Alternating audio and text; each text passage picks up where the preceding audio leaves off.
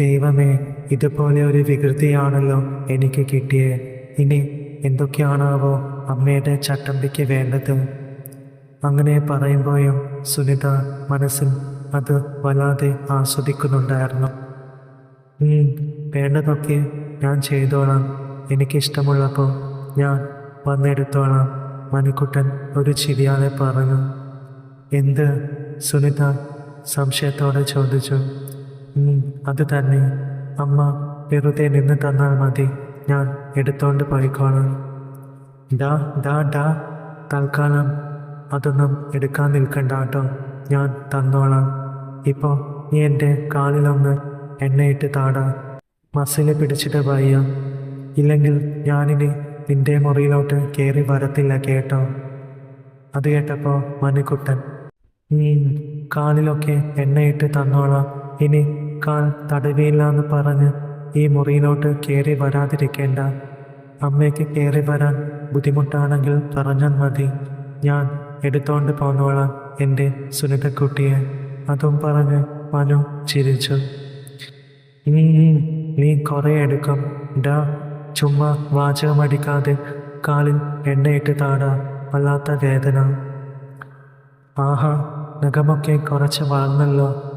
എന്താ സുനിതേ, ഇതൊന്നും വെട്ടാറില്ലേ? 2 ആഴ്ചയാടാ വെട്ടിയിട്ട്. ആ ജാനകിയാ എല്ലാം ചെയ്തു തരുന്നത്. ഇനി രാമനാഥൻ മാഷിൻ്റെ ഭാര്യയോട് അവളെ കാണുമ്പോൾ വരാൻ പറയണം. ഏത് ജാനകിയാ അമ്മേ? എടാ, പണ്ട് ഒരു ശാന്തയില്ലായിരുന്നു, അവളുടെ മരുമോളാ കക്ഷി. പെട്ടെന്ന് മണിക്കുട്ടന് ശാന്തയെ ഓർമ്മ വന്നു. അവരായിരുന്നു പണ്ട് പെണ്ണുങ്ങളുടെ ബ്യൂട്ടീഷ്യൻ. അന്നൊന്നും അവരുടെ വരവിൻ്റെ ഉദ്ദേശം അവന് അറിയില്ലായിരുന്നെങ്കിലും മുതിർന്നപ്പോഴാണ് കാര്യം മനസ്സിലായത്. പുള്ളിക്കാരിയാണ് പെണ്ണുങ്ങളുടെ എല്ലാ സൗന്ദര്യത്തിൻ്റെയും രഹസ്യം. അതും ഇതുമൊക്കെ എടുത്തു കൊടുക്കുന്നതും അവരാണ്. പിന്നെ കോയമ്പിട്ട് തടവി കൊടുക്കുകയും ചെയ്യും. ഇപ്പോൾ അവരുടെ മരുമോളാണ് വരുന്നതെന്ന് പറഞ്ഞു. അപ്പോൾ എന്തായാലും ജാനകി അമ്മയുടെ സൗന്ദര്യം നല്ല രീതിയിൽ സംരക്ഷിക്കുന്നുണ്ടാവും. എന്തായാലും ഈ പ്രായത്തിലും സൗന്ദര്യ സംരക്ഷണം നല്ല രീതിയിൽ കൊണ്ടുപോകുന്നുണ്ടല്ലോ അമ്മ എന്നോർത്തപ്പോൾ അവൻ്റെ മനസ്സിൽ വല്ലാത്ത സന്തോഷം തോന്നി. അവൻ എല്ലാം ഒരു സങ്കല്പത്തിൽ അങ്ങനെ കണ്ടു. അമ്മേ, ഇനി ജാനകിയെ വിളിക്കേണ്ട, ഞാൻ ചെയ്തു തരാം ബ്യൂട്ടീഷ്യൻ പരിപാടിയൊക്കെ. ഡാ പോടാ, നഖം വെട്ടൽ മാത്രമല്ല, ജാനകിക്ക് വേറെയും ജോലിയുണ്ട് കേട്ടോ. അതൊക്കെ എന്നെക്കൊണ്ട് ചെയ്യാനൊക്കുമോ? വേണമെങ്കിൽ നോക്കാം കേട്ടോ, മണിക്കുട്ടൻ ചിരിച്ചു. അയ്യടാ, നീ അങ്ങനെ നോക്കണ്ട, ഇപ്പോൾ നീ ഞാൻ പറഞ്ഞ ജോലി ചെയ്യാം. സുനിതയ്ക്ക് ഇരിക്കപ്പുറതിയില്ലാതായി തുടങ്ങി. ഇന്നാമ്മേ ഇതിട്ടോണ്ടിരി, അപ്പോഴേക്കും ഞാൻ പോയി എണ്ണ എടുത്തോണ്ട് വരാം. മണിക്കുട്ടൻ അതെടുത്ത് സുനിതയുടെ കയ്യിൽ കൊടുത്തു. ഇതോ ഇപ്പോഴോ? ഇത് വൈകിട്ട് കുളിച്ചിട്ടിടാമെടാ. അത് കുഴപ്പമില്ല, ഇപ്പോൾ ഇട്ടോ. എൻ്റെ ഒരു കാര്യം, ഇതുപോലെയൊരു വികൃതിയെ വേറെ എവിടെയും കിട്ടത്തില്ല. സുനിത അത് പറയുമ്പോഴും അവരുടെ മനസ്സിൽ വല്ലാത്ത ആനന്ദമായിരുന്നു. അങ്ങനെ മണിക്കുട്ടൻ പോയി എണ്ണ എടുത്തുകൊണ്ട് വന്നപ്പോഴേക്കും സുനിത അതണിഞ്ഞിരുന്നു. അതണിഞ്ഞപ്പോൾ തന്നെ സുനിതയ്ക്ക് വല്ലാത്തൊരു സുഖം തോന്നി. നല്ല ചേർച്ചയും ഉണ്ടായിരുന്നു. സുനിത അങ്ങനെ കണ്ണാടിയിൽ തൻ്റെ സൗന്ദര്യം നോക്കി. അപ്പോഴേക്കും മണിക്കുട്ടൻ കോണിപ്പടി കയറി മുകളിലെത്തി. ബാഗിൽ നിന്നും നെയിൽ കട്ടനെടുത്ത് അവരുടെ മുന്നിലായി വന്നപ്പോഴേക്കും മനു അമ്പരപ്പോടെ നോക്കി. ആഹാ, ഇതാര്? കൊള്ളാലോ, ഇപ്പോൾ സൗന്ദര്യം 10 മടങ്ങ് കൂടിയതുപോലുണ്ടല്ലോ, മനു അമ്പരപ്പോടെ നോക്കിക്കൊണ്ട് പറഞ്ഞു. അത് കേട്ട് സുനിതയുടെ മുഖം സന്തോഷം കൊണ്ട് ചുവന്നു. പിന്നെ നെയിൽ കട്ടനെടുത്ത് അവരുടെ മുന്നിലായിരുന്നു. കാണിക്കൂ, മനു പറഞ്ഞു. അവർ കാണിച്ചു. ഡാ, ഇക്ലിയാക്കാതെടാ. അമ്മയ്ക്ക് ഇക്ലിയുണ്ടോ? എങ്കിൽ നോക്കിക്കോ, ഇനി ഞാൻ അമ്മയെ പോയി ഇക്ലിയാക്കും. അങ്ങനെ ഇപ്പോൾ സൂഹിക്കേണ്ട. മണിക്കുട്ടനമ്മ ചിരിച്ചിട്ട് മെല്ലെ നഖം വെട്ടി തുടങ്ങി. നഖം വെട്ടി നല്ല വൃത്തിയാക്കണം, എങ്കിലേ കാലുകൾ കാണാൻ കൂടുതൽ ഭംഗിയുണ്ടാകും കേട്ടോ, മനു പറഞ്ഞു. അത് കേട്ട് സുനിത ഒന്ന് മോളി. അങ്ങനെ നഖം വെട്ടി വൃത്തിയാക്കിയ ശേഷം പിന്നെ മണിക്കുട്ടൻ എണ്ണയിടാൻ തുടങ്ങി. ഇപ്പോൾ എങ്ങനെയുണ്ടാമേ, കൊള്ളാമോ? കൊള്ളാം. ഇപ്പോൾ വേദനയ്ക്ക് കുറച്ച് ആശ്വാസമുണ്ട്, സുനിത ഒന്നിളകിക്കൊണ്ട് പറഞ്ഞു. അങ്ങനെ മണിക്കുട്ടൻ എണ്ണയിടൽ തുടർന്നു. പിന്നീട് സുനിത അടുത്തുണ്ടായിരുന്ന വാരികയെടുത്ത് വായിക്കാൻ തുടങ്ങി. അങ്ങനെ കുറച്ച് സമയം കഴിഞ്ഞപ്പോൾ മതിയോ അമ്മേ? വാരികയിൽ നിന്നും കണ്ണെടുത്ത് അവനെ നോക്കിക്കൊണ്ട് സുനിത പറഞ്ഞു. അപ്പോഴേക്കും ക്ഷീണിച്ചോടാക്കാനുള്ള നല്ല സുഖമുണ്ടായിരുന്നു കേട്ടോ. ആ സാരമില്ല, കുട്ടൻ ക്ഷീണിച്ചെങ്കിൽ മതിയാക്കിക്കോ. ഇങ്ങനെ ഇടയ്ക്കിടയ്ക്ക് എണ്ണയിട്ട് തന്നാൽ മതി കേട്ടോ. ശരിയമ്മേ. അങ്ങനെ അന്ന് രാത്രി ചോറുണ്ട് കഴിഞ്ഞ് കൈ കഴുകി വരുന്ന നേരം അവൻ അമ്മയെ വിളിച്ചു. അമ്മേ, ഇങ്ങ് വന്നേ. അച്ഛനുള്ള ഭക്ഷണം കൊടുത്തു കഴിഞ്ഞ് പാത്രങ്ങൾ എടുത്ത് വെക്കുമ്പോൾ സുനിത ചോദിച്ചു, എന്താടാ കുട്ട?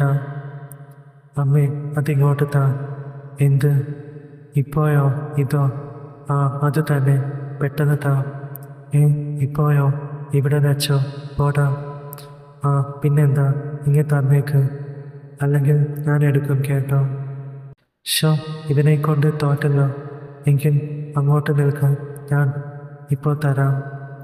അങ്ങനെ മണിക്കൂട്ടൻ അങ്ങോട്ട് തിരിഞ്ഞു നിന്നപ്പോൾ സുനിത മെല്ലെ എടുത്ത് അത് കൊടുത്തു. പിന്നെ മണിക്കൂട്ടൻ അതും വാങ്ങി സന്തോഷത്തോടെ പോകാനൊരുങ്ങി. അത് കണ്ട സുനിത വിളിച്ച് പറഞ്ഞു, ഡാ, ഇവിടെ കൊണ്ടുപോടാ. അയ്യോ, എന്തുവാ കുട്ട നീ കാണിച്ചത്? അതിൽ എന്താ ഉള്ളതെന്ന് നോക്കാൻ പോലും സമ്മതിച്ചില്ലല്ലോ, മോശം. സുനിതയ്ക്ക് വല്ലാത്ത ചമ്മൽ തോന്നി. കാരണം അതിൽ മുഴുവൻ താൻ ഒളിപ്പിച്ചു വച്ചത് ഉണ്ടായിരിക്കുമെന്ന് അവൾക്ക് ഉറപ്പായിരുന്നു. അമ്മയുടെ പറച്ചിൽ കേട്ടപ്പോൾ വാതിലിനപ്പുറത്ത് നിന്നും തിരിഞ്ഞു നിന്ന് ഒന്ന് കൊഞ്ഞനം കുത്തി കാണിച്ചിട്ട് അവൻ പറഞ്ഞു, ഓ പിന്നെ മോശം പോലും. മോശമാവാൻ എന്താ ഇപ്പോൾ ഉള്ളത്? അതല്ലട കുട്ട, അത് ഞാൻ. അപ്പോഴേക്കും നീ അതിൽ കൊണ്ട് ഓടിയോ? ഓ, അതാണോ കാര്യം? അതൊന്നും സാരമില്ലെന്ന്, ഞാൻ ശരിയാക്കിയെടുത്തോളാം. പെട്ടെന്ന് സുനിത ദേഷ്യഭാവം നടിച്ചു. ഷോ, ഡാ മരമണ്ട, ഒന്ന് മെല്ലെ പറയട, അച്ഛൻ ഉറങ്ങിയിട്ടില്ല കേട്ടോ. ഒന്നും പറയാനാവില്ലെങ്കിലും അച്ഛനെല്ലാം കേൾക്കാം കേട്ടോ. അത് കേട്ട് മനു അമ്മയുടെ അടുത്തേക്ക് നീങ്ങി നിന്നുകൊണ്ട് ശബ്ദം കുറച്ച് പറഞ്ഞു, അതൊന്നും സാരമില്ലാമേ, എനിക്ക് ഇത് ഇഷ്ടമാ, ഞാൻ നോക്കിക്കോളാം കേട്ടോ, ടെൻഷൻ ആവണ്ട. ഹോ, ഇതുപോലൊരു വികൃതി ഇനി നീയൊക്കെ വേളി കഴിക്കുമ്പോൾ എങ്ങനെയായിരിക്കുമോ ആവോ? ഓ പിന്നെ വേളി കഴിച്ചെന്ന് പറഞ്ഞ് എന്താ, എനിക്ക് ഇതൊന്നും പാടില്ല, അല്ല പിന്നെ. പോവാം, പക്ഷെ ഇതുപോലെ ഇങ്ങനെ നടക്കുന്നത് ആരും കാണരുതെന്ന് മാത്രം. ഓ, കണ്ടാലിപ്പോൾ എന്താ, ചിലപ്പോൾ അവൾ എന്നെ കളഞ്ഞിട്ട് പോകുമായിരിക്കും, അത്രയല്ലേ ഉള്ളൂ.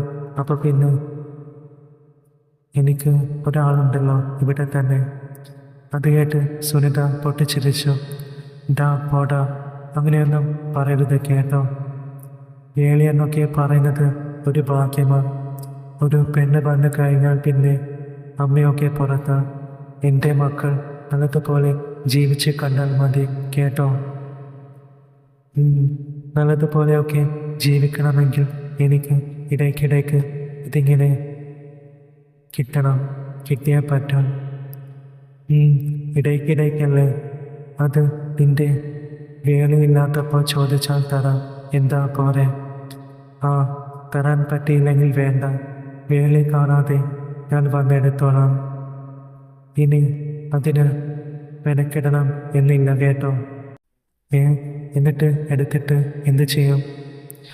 ആ, അതൊക്കെ അപ്പോഴത്തെ സൗകര്യം പോലെ ഞാൻ ചെയ്തോളാം. പിന്നെ വേറൊരു കാര്യം കൂടി. അത് മനു അവരുടെ ചെവിയിൽ പറഞ്ഞു. ഷേ, ഒന്ന് പോടാ അവിടുന്ന്. അതും പറഞ്ഞ് സുനിത മനുവിൻ്റെ കയ്യിൽ നുള്ളി.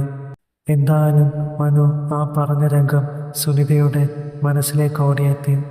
അപ്പോൾ അവർക്ക് എന്തോ പോലെ തോന്നി.